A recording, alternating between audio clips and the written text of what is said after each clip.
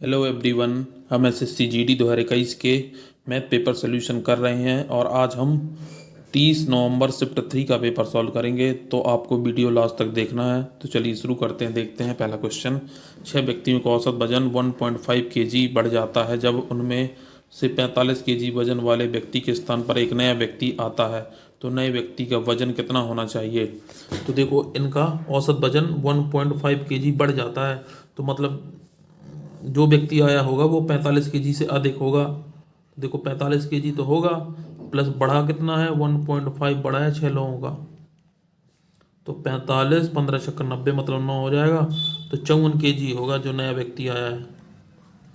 ठीक है, इस तरीके से करना था। फोर्थ नंबर आंसर होगा। नेक्स्ट क्वेश्चन देखेंगे।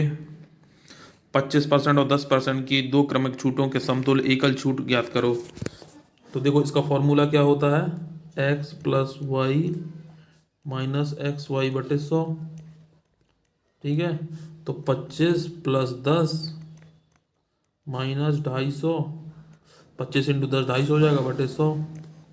तो 35 माइनस 2.50, तो कितना आ जाएगा, 32.5 आंसर आ जाएगा ना। ठीक है, तो देखो थर्ड नंबर आंसर होगा। सिंपल क्वेश्चन था। नेक्स्ट क्वेश्चन देखेंगे। ए और बी की औसत मासिक आय 4500 है और बी और सी की औसत मासिक आय 5600 है और ए और सी की औसत मासिक आय 4800 है। तो बी की मासिक आय ज्ञात करें। तो देखो, इनको औसत दिया है, ए और बी का औसत कितना है, 4500 है। ठीक है, तो सम कितना हो जाएगा, 9000 हो जाएगा ना सम। ठीक है, और बी और सी का औसत दिया है 5600, तो उसका सम कितना हो जाएगा, 11200। ए और सी का सम दिया है, वो औसत दिया, तो सम कितना हो जाएगा, 9600। ठीक है, यदि देखो यहाँ से मैं तीनों को जोड़ूंगा तो 2a 2b 2c आएगा। तो यदि मैं देखो a प्लस बी प्लस सी की वैल्यू निकालना चाहूँ तो क्या होगा, a प्लस बी प्लस सी, इन देखो तीनों को ऐड करके 2 का डिवाइड कर देंगे तो कितना आएगा, देखो ऐड करेंगे 11 9 20 20 9 29, 29,800 आएगा। बटे 2 का डिवाइड कर देंगे तो कितना आ जाएगा, ये आ जाएगा 14,900।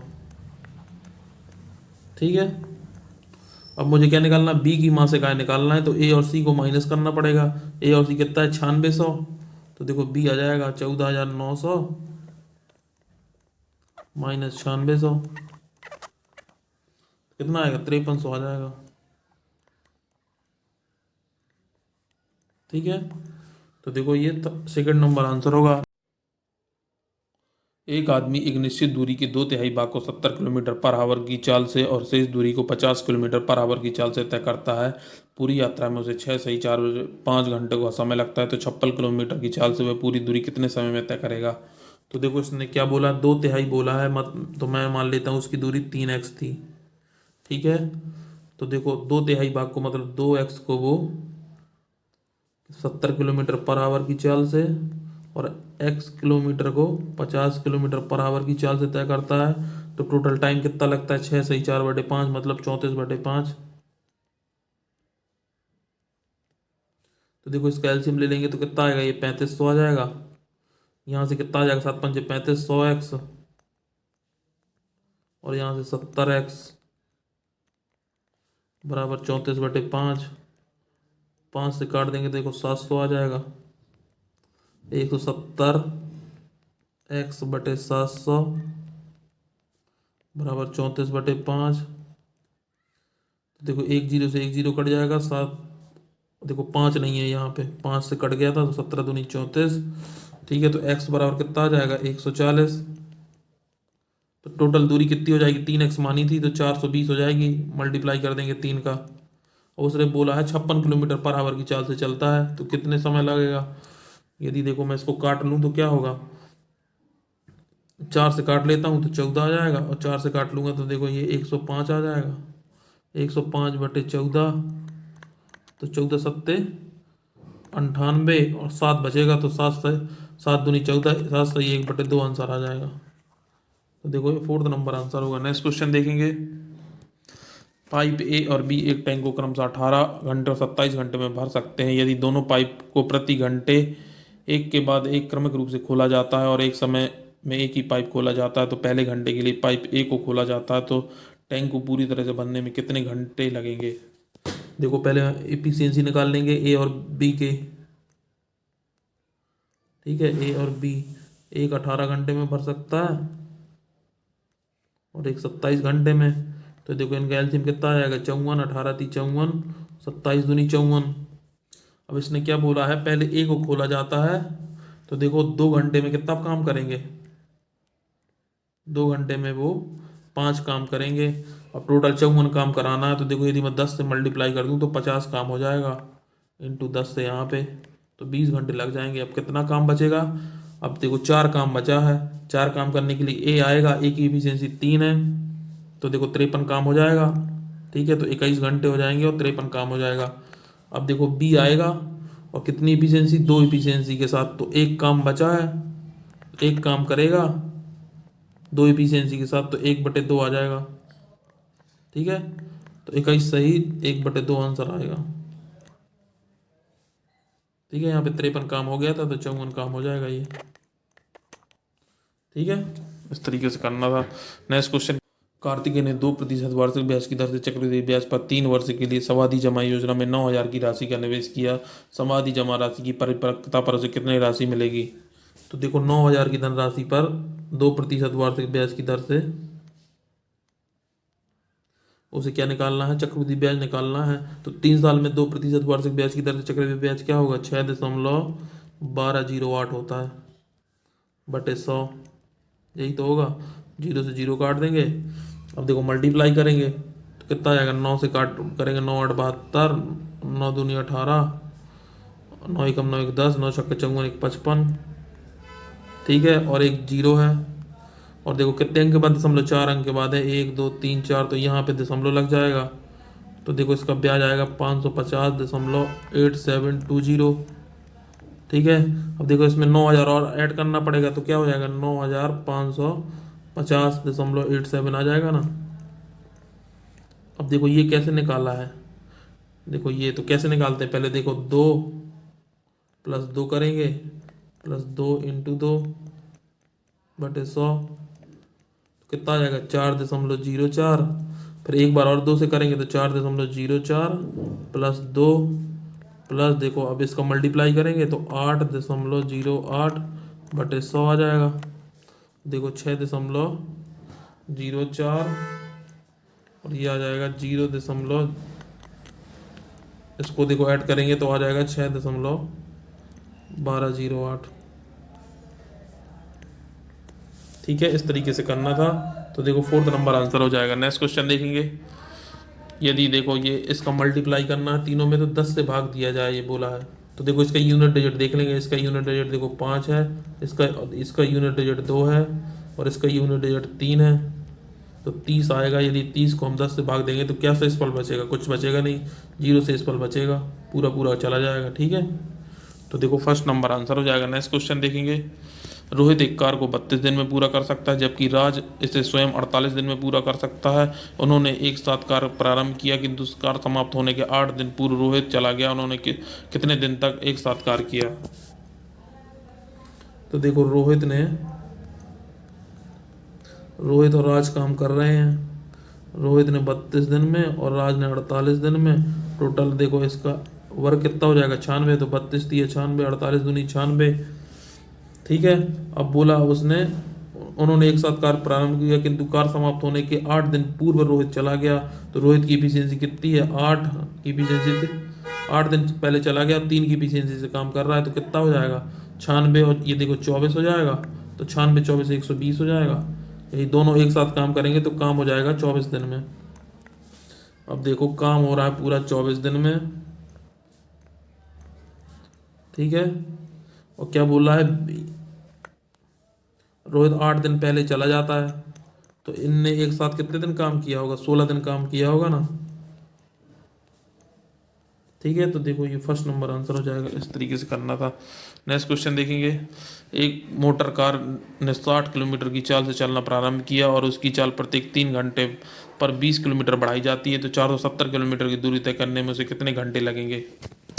तो देखो 60 किलोमीटर पर आवर की चाल से चलता है पहले, तो 3 घंटे में कितना चल लेगा, 180 चल लेगा। अब देखो 20 किलोमीटर बढ़ा दी जाती है तो 80 की चाल से 3 घंटे तक चलेगा। कितना चल लेगा? 240 चल लेगा। अब देखो 100 किलोमीटर कितना टोटल चल लिया उसने? 420 चल लिया। अब 50 किलोमीटर और चलना है और उसकी स्पीड कितनी हो जाएगी? अब 100 हो जाएगी। तो देखो 50 किलोमीटर चलना है 100 की स्पीड से, तो कितना आ जाएगा? 1/2 आ जाएगा। तो देखो 3 घंटे यहाँ चला था, 3 घंटे यहाँ चला था, तो 6 सही 1/2 घंटे ये, तो 6 सही 1/2 घंटे आएगा। ठीक है, सेकंड नंबर आंसर हो जाएगा। नेक्स्ट क्वेश्चन देखेंगे। 1575 में 90 पेन बेचकर एक दुकानदार को 30% की हानि हुई। 18% का लाभ अर्जित करने के लिए उसे 708 में कितने पेन बेचने होंगे? तो देखो ये फिक्स पैटर्न का क्वेश्चन है। 1575 में 90 पेन बेचकर उसे कितने 30% की हानि हुई, मतलब 70% में उसने बेचा होगा। ठीक है, बराबर 708 में 18% का लाभ लेने के लिए मतलब 118 पे बेचना होगा। तो कितने पेन बेचना चाहिए? मैंने मान लिया x।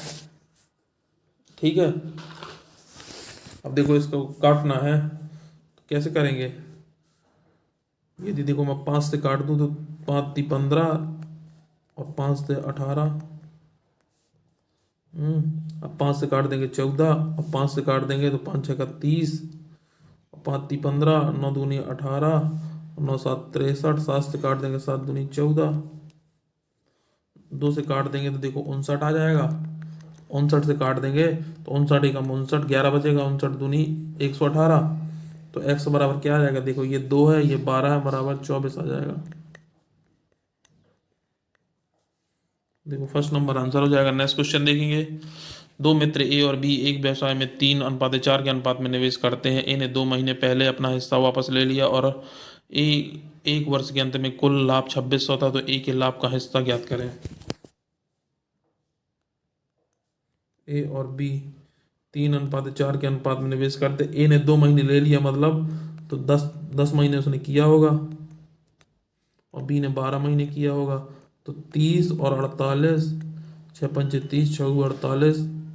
अब देखो 13 की वैल्यू कितनी दी है? 8×5 = 13 हो रहा ना।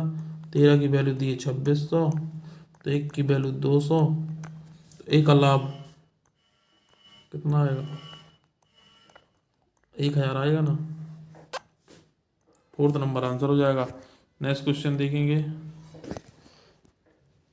दो लंबवृत्तीय शंकुओं सी और डी की त्रिज्याओं का अनुपात 2:3 है और उनकी ऊंचाई का अनुपात 3:2 है। तो शंकु डी के आयतन और का शंकु सी के आयतन से अनुपात ज्ञात करें। तो देखो मैं देखो ये शंकु सी लिख लेता हूँ और डी लिख लेता हूँ। आयतन क्या होता है? 1/3 πr²। तो देखो ये तो न्यूमेरिकल वैल्यू है, सिर्फ इसमें चेंज होगा। ठीक है, तो r² क्या हो जाएगा? देखो 2 का स्क्वायर 4 हो जाएगा। ठीक है, और 3 का स्क्वायर 9 हो जाएगा। अभी यहाँ पे देखो ऊंचाई कितनी है? 3, और यहाँ पे कितनी है? 2, तो 4 × 3 = 12, 9 दूनी 18, तो 6 दूनी 12 और 6 × 18। अब बोला है शंकु डी, डी का सी से अनुपात निकालना है, तो 3:2 आएगा। ठीक है, तो ये फर्स्ट नंबर आंसर हो जाएगा। इस तरीके से करना है। नेक्स्ट क्वेश्चन देखेंगे। 9 सेंटीमीटर व्यास वाले किसी अर्ध गोलाकार कटोरे में अधिकतम लगभग कितने लीटर दूध आ सकता है? तो देखो इसका मुझे आयतन निकालना पड़ेगा। तो अर्ध गोलाकार कटोरे का आयतन क्या होता है? 2/3 πr³। तो 2/3 पाई की जगह 22/7, आर की जगह क्या होगा? देखो व्यास दिया है तो 9/2, 9/2 और 9/2। ठीक है, 2 से 2 कट जाएगा और देखो ये 2 से 11 आ जाएगा। ठीक है, और ये 3 से 3 × 9 हो जाएगा। तो कितना आएगा? देखो 81। ये देखो 9 का 9 9 ये क्या हो जाएगा? 9 और 9 81 × 3 × 11, तो 243 × 11, और ये बटे में 14 है। कितना हो जाएगा? 11 × 3 = 33 हासिल 3, 11 × 4 = 44, 3 × 7 = 47 हासिल 4, 11 दूनी 22, 4 26, 26/14। अब देखो डिवाइड करेंगे। 14 × 1 = 14, 14 × 9 = 126, 0 और कितना आएगा 14। देखो 14 एकम 14, 12 बचे, 14 नंबर 126, एक एक बचा, 14 नंबर 126। ठीक है, अब देखो इसमें क्या लीटर में करना है, तो मुझे 1000 से डिवाइड करना पड़ेगा। तो कितना आंसर आएगा? 0.190 लीटर। तो देखो कौन सा आंसर होगा, यही आंसर होगा ना। इस तरीके से करेंगे। वरुण ने एक थोक व्यापारी से पर्दे का कपड़ा खरीदा जिसके अंकित मूल्य पर 20% की छूट थी। फिर उसने उस कपड़े पर उसके मूल अंकित मूल्य से 20% अधिक मूल्य अंकित किया और उस पर 10% की छूट दी। उसका प्रतिशत लाभ कितना है? तो देखो उसका एमपी कितना होगा, 100 मान लिया मैंने।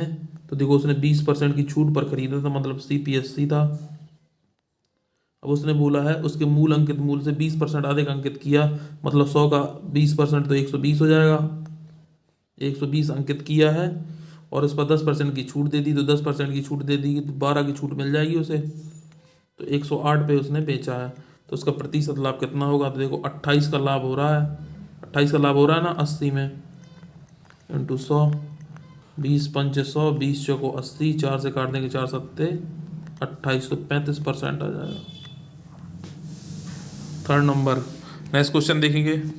वह छोटी से छोटी संख्या ज्ञात कीजिए जिस जो एक पूर्ण वर्ग हो और निम्नलिखित प्रत्येक संख्या से विभाज्य हो। तो 15, 24 और 36।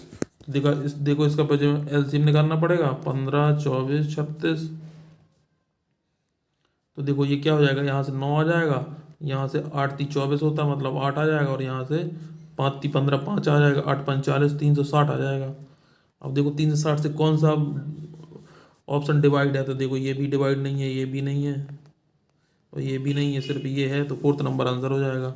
ठीक है, इस तरीके से करेंगे। नेक्स्ट क्वेश्चन देखेंगे। एक संख्या के 2/3 के 3/8 का 1/5 है, 5 20 है, तो उस संख्या का 60% कितना होगा? तो देखो मैंने मान ली संख्या x है, संख्या के 2/3 मतलब 2/3 के 3/8 के 1/5 कितना है? 20 है। ठीक है, 3 से देखो 3 कट गया, 2 से कट गया 10, तो x बराबर कितना आ जाएगा? 8 5 40, इंटू 10 400 आ जाएगा। तो उसका 60% निकालना है, तो 60% कितना आएगा? 240। फोर्थ नंबर आंसर हो जाएगा। नेक्स्ट क्वेश्चन देखेंगे। एक परिवार में 5 व्यक्ति चीनी की खरीद पर 10% खर्च करते हैं। चीनी के मूल्य में 10% की वृद्धि होती है, तो व्यय में वृद्धि ना होने के लिए उसकी चीनी की खपत में कितने प्रतिशत कमी होना चाहिए? तो देखो प्राइस में 10% की वृद्धि हो रही है, तो 10 से 11 हो रहा है, तो कंजम्पशन में क्या हो जाएगा? देखो बोल रहा है उसने व्यय में वृद्धि ना होने पाए, तो देखो 11 से 10 होगा, तभी तो देखो ये बराबर आएंगे, 110 और 110। तो देखो एक की वृद्धि हो रही है 11 में, ठीक है, इंटू 100, तो क्या आ जाएगा? 11,99, 1/11%, 9 सही, 1/11% आ जाएगा। इस तरीके से करेंगे। नेक्स्ट क्वेश्चन देखेंगे। एक निश्चित धनराशि के लिए 2 वर्षों का साधारण ब्याज 80 है और उसी अवधि के लिए उसी ब्याज की दर पर चक्रवृद्धि ब्याज 85 है, तो वार्षिक ब्याज की दर ज्ञात कीजिए। देखो इसको मैं ट्री मेथड से कर देता हूँ। 2 वर्ष का चक्रवृद्धि ब्याज 80 है, तो पहले वर्ष में 40 मिला होगा, दूसरे वर्ष में 40 मिला होगा, और 3 और 2 उसका क्या है? चक्रवृद्धि ब्याज कितना है? 85। तो देखो 40 40 80 तो हो गया, 5 ये हो गया, तो अब दर निकालना है। तो देखो 5 का ब्याज मिल रहा है 40 में, इंटू 100, 5 अट्ठे 40, और 100/8 तो क्या हो जाएगा? 12.5%। फर्स्ट नंबर आंसर हो जाएगा। नेक्स्ट क्वेश्चन देखेंगे। देखो ये क्वेश्चन सॉल्व करना है, तो देखो 0.35/x, देखो इसका दशमलव हटाऊंगा तो बटे में 100 आ जाएगा, ठीक है, और बराबर 5/6, 5 सती 35, तो कितना आएगा? देखो ये हो जाएगा 100x बराबर 42, 42, तो x बराबर कितना आएगा? 0.42। तो देखो फर्स्ट नंबर आंसर हो जाएगा। इस तरीके से करेंगे। नेक्स्ट क्वेश्चन देखेंगे। कोई धनराशि चक्रवृद्धि ब्याज पर 3 वर्ष में आरंभिक धनराशि की 7 गुनी हो जाती है, तो ये धनराशि कितने वर्ष में स्वयं की 2401 गुनी हो जाएगी। तो देखो कोई धनराशि मैं मान लेता हूँ वह 7 गुनी हो जाती है 3 वर्ष में, तो उसने बोला है 2401 गुनी कब हो जाएगी। तो देखो इस 7 की पावर हम 4 कर दें तो देखो 2401 हो जाएगा। 7 का वर्ग 49, 49 का वर्ग 2401। तो देखो 3 × 4 करना पड़ेगा। एक बार में देखो 3 हो रही थी, तो 4 बार में कितना हो जाएगा, 12 वर्ष में हो जाएगी। नेक्स्ट क्वेश्चन देखेंगे। किसी स्कूल में लड़कियों और लड़कों की संख्या का अनुपात 2:7 है। यदि लड़कियों और लड़कों की संख्या में क्रमशः 15% और 20% की वृद्धि हो जाती है तो नया अनुपात कितना है। देखो गर्ल्स और बॉयज का अनुपात 2:7 है।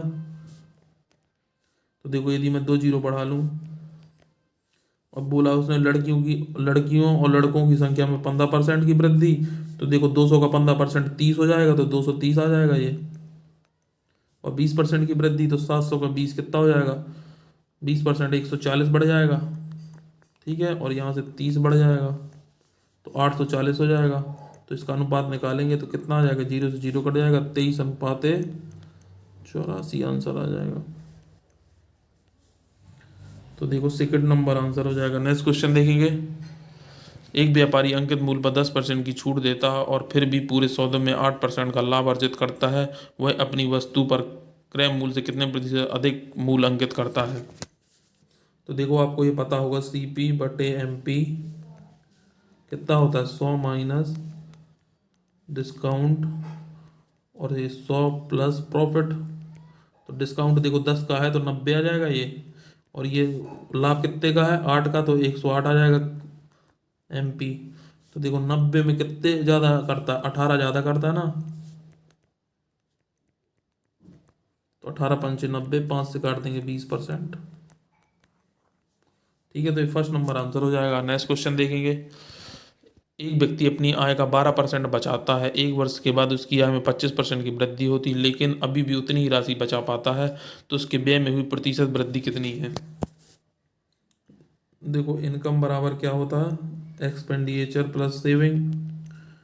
यदि उसकी देखो इनकम 100 थी तो 12% बचा पाता है, मतलब 80 खर्च करता है, 88 खर्च करता है। यदि उसकी आय में 25% की वृद्धि हो जाएगी तो 125 हो जाएगा। उतनी ही राशि अभी भी बचा पाता है, तो 12 बचाएगा तो कितनी खर्च कर देगा, 113। तो उसकी बोला उसने व्यय में हुई प्रतिशत वृद्धि, तो कितनी की वृद्धि हो रही है, 88 से 113 हो रही है, मतलब 25 की वृद्धि हो रही है 88 में, इंटू 100। 4 से काट देंगे 25, 4 से काट देंगे 22, तो 625/22। तो देखो 22 दूनी 44, 18 बचेगा, 22 अट्ठे 176, 9 बचेगा, 22 चौका 88, तो 28.4% आ जाएगा। तो फ्रेंड्स ये थे हमारे क्वेश्चन। यदि आपको हमारा ये वीडियो अच्छा लगा तो चैनल को सब्सक्राइब करें, वीडियो को लाइक करें, अपने दोस्तों के साथ शेयर करें। जय हिंद।